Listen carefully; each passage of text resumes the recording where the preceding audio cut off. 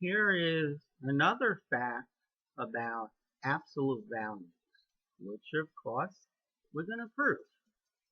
You have the absolute value of a product, you can take the absolute value separately and then multiply. So proof. The proof is going to be in at least two cases. Well, case one. We'll do it in three cases. A or B or both are 0. Okay, so then AB is 0, which implies the absolute value of AB is 0. And the absolute value of A times the absolute value of B will also be 0, because one of those are 0. And we have that the absolute value of AB, they're both equal to the same, is equal to the absolute value of A times the absolute value of B. Okay. Case 2. A is bigger than 0 and B is bigger than 0. They're both positive. Actually, I guess there's 4 cases. Okay, so AB is bigger than 0. AB is bigger than 0. And the absolute value of AB is AB. Of course, AB is positive. But A is the same as absolute value of A. The absolute value of a positive number is that number. Okay, and likewise,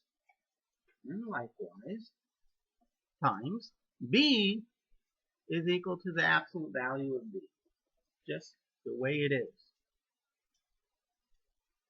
Case 3. One of A and B is positive and the other is negative. Okay, so assume A is positive and B is negative.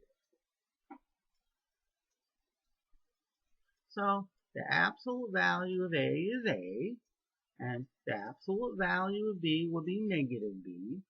So the absolute value of A times the absolute value of B will be A times negative B, or negative AB.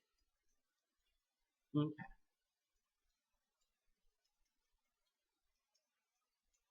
Since A is positive and B is positive, let's write that. Since A is bigger than 0 and B is less than 0, then AB is negative. And the absolute value of a negative number is that number with a negative sign in front. So this and this both equal to AB. So the absolute value of AB in this case is the absolute value of A times the absolute value of B. Now the next case is when they're both negative. Case 4. A is less than 0 and B is less than 0. So the absolute value of A times the absolute value of B, since A is negative, the absolute value of A would be negative A times, since B is negative, the absolute value of B will be negative B, and negative times negative is positive AB. Okay. Now, if A is negative and B is negative, then their product is positive. The negative times the negative is positive. You're less than 0, you're negative. Okay, therefore, the absolute value of AB, since AB is positive, it just equals AB. Well, we got it.